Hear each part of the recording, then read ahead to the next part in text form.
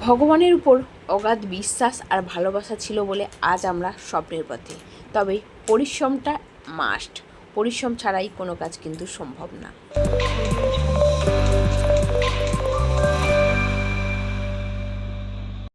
Hello everyone, good morning সবাইকে। এখন সকাল ওই 6টা মতো বাজে, আর সকাল সকাল চলে এসেছি জায়গার ধারে। তো আগামীকাল মানে পরের দিন আমাদের ছাদ ঢালাই আছে। তো আজকের ছাদ ঢালাইয়ের আগের দিন কারেন্টের তারমার কোথায় কি দেওয়ার, তো সেগুলো একটু দেখতে এসেছিলাম, আর কোথায় দিতে হবে না দিতে হবে সেগুলো বলতে এসেছিলাম। তো এদিকে এই যে নিচের ঘরটা মোটামুটি কমপ্লিট হয়ে গেছে, এই যে উপরে চিপিং হয়ে গেছে, চারিপাশে ইটগুলো গাঁথা হয়ে গেছে। এইবারে প্লাস্টারের কাজগুলো শুরু হবে। মোটামুটি নিচেরটা প্রায় হয়ে এসছে, আর উপরের ছাদটা ঢালাই পড়বে কালকেরে। তো তাই সকাল সকাল দেখতে এসেছিলাম। মাথার উপরে ভগবানের হাত ছিল বলে আমরা আমাদের স্বপ্নের পথে এগিয়ে যাচ্ছি। সত্যি আমরা একদম সামান্য, ভগবান ছাড়াই আমরা কিচ্ছুই না, সামান্য মাত্র। ভগবান ছিল বলে আমরা আমাদের স্বপ্নের পথে এগিয়ে যাচ্ছি। ভরসাটা যদি ভগবানের উপর হয় তাহলে স্বপ্নটা একদিন না একদিন ঠিক পূরণ হবে। সেটা আজ হোক বা কাল, ঠিক বাস্তব রূপে পরিণত হবে। তবে পরিশ্রম ছাড়াই কোনো কাজই কিন্তু সম্ভব না। আমরা সবাই কিন্তু স্বপ্ন দেখি, স্বপ্ন দেখতে ভালোবাসি, তবে সেটা বাস্তবে রূপ দেওয়ার চেষ্টা করি না। তবে ভগবানের প্রতি অগাধ বিশ্বাস, ভালোবাসা আর পরিশ্রম যদি এগিয়ে যাওয়া যায় তবেই কিন্তু স্বপ্নটা সম্ভব। ওনার হাত কিন্তু সবসময় আমাদের মাথার উপরে থাকে, উনি কিন্তু আমাদের পথ দেখিয়ে দেয়। তবে সেই পথে পরিশ্রম করে এগিয়ে কিন্তু যেতে আমাদেরই হবে, তাই না? তো এই দেখো উপরে এসেছি, উপর থেকে নিচের কত সুন্দর লাগছে ভিউটা, আর নিচটা কতটা নিচু লাগছে। আগে ভয় লাগতো, তো এখনও একটু একটু ভয় লাগে। আর উপরে এই যে এখন রড দিয়ে রেখেছে উপরে। এখন আমিও চেষ্টা করলে উঠতে পারি, তবে বাবাই তো উঠতে পারবে না, তো ও একা নিচে থাকবে, ওই কারণে আমি আর উঠলাম না। আর এখন সকাল 6টা মতো বাজে, রোদটা পড়ছে, এর মধ্যেই আমি ঘেমে গেছি, এতটা পরিমাণে গরম পড়ে গেছে। তারপরে ওখান থেকে চলে এসেছি, আর এসে এখানে সবজি কিনছি। এখানে দেখো কত সুন্দর সুন্দর কচি লাউ, ডাঁটা পাতা একসাথে এসেছে, লাউ শাক এটাকে আমরা যেটা বলি। তো সেটা নিয়ে নিলাম একতারি। এর শাকগুলো ভীষণ সুন্দর কচি। তো লাউ শাক নিলাম, আর কি কি সবজি নেওয়া যায় সেটাই দেখছি। কুমড়োটাও কিন্তু বেশ, কুমড়োটাও নিয়েছিলাম 1 কেজি না 1.5 কেজি মতো নিয়েছিলাম। তো অন্য দিন তো ফল সাজানো থাকে, তাই আমি জিজ্ঞাসা করছি আজকের ফল নেই, তো আছে। এখন যেহেতু সকাল ওই 6টা বাজে, তো ও সাজানোর সময় পায়নি, এবারে আস্তে আস্তে সাজাবে। তো এখন সকাল 6টার বেলা, তবে বেলাটা দেখে মনে হচ্ছে না একদম সকাল 6টা বলে, বেলা দেখেই মনে হচ্ছে একদম বেলা 8টা সাড়ে 8টা বাজে। আর বাবা এখানে বাইকে এমন করে বসে আছে, আমি ওকে বারবার বলছি যে পড়ে যাবে, ওইভাবে নড়ো না, বসো না, নেমে যাও। তো ওখানে বসে বসে আমার সাথে খেলা করছে। তো এই দেখো এদিকে সবজি টবজি নেওয়া হয়ে গেছে।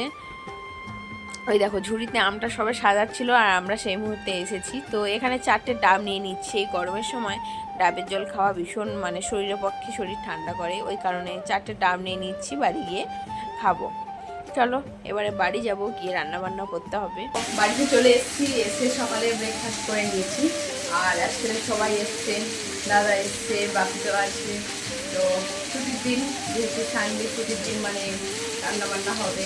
তো আজকে চিকেন হবে বলছিল, তো এত গরমে চিকেন খেতে আর ইচ্ছে করছে না।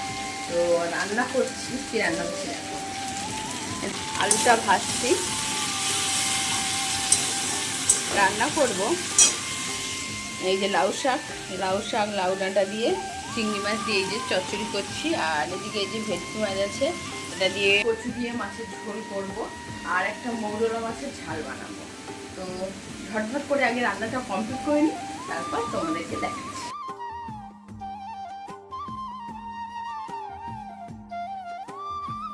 গরমের মধ্যে মাংস খেতে ইচ্ছা করছে না, রান্না করব না ভাবছিলাম। তো আজকের ওয়েদারটা একটু হাওয়া আর রোদের তেজটা অতটা নেই, তো ওই কারণে পরে আবার হাজব্যান্ড চিকেন নিয়ে এসছে। তো এখন এই যে চিকেন করছি।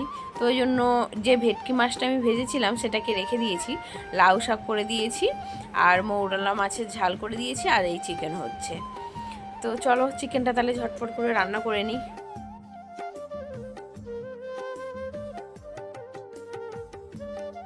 তো এখন এই যে তেলের উপরে গোটা গরম মশলা দিয়ে দিচ্ছি, এবারে আলুটা ভেজে নিয়েছি খুব সুন্দর করে। মাংসের আলুগুলো যদি ভালো করে ভাজা যায় না, তো মাংসের আলুটা ভীষণ টেস্টি হয়। তো আলুটা খুব ভালো করে ভেজে নিয়েছি আর তেলের উপরে গোটা গরম মশলা দিলাম।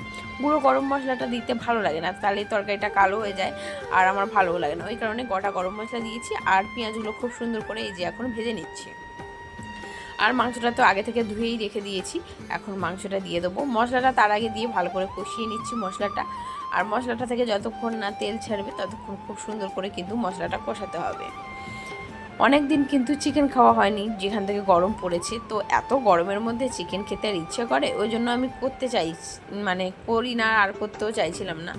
তো আজ যেহেতু একটু ওয়েদারটা হাওয়া দিচ্ছে, রোদের তেজটা অতটা নেই, ওই কারণে বললো যে চিকেন হবে। সকালে যখন বেরোই রোদটা অল্প অল্প আসছে আর চলে যাচ্ছে, টেস্টটা অতটা ছিল না, তবে গরমটা ছিল। কিনে আনলো তাই রান্নাটা করে দিচ্ছি।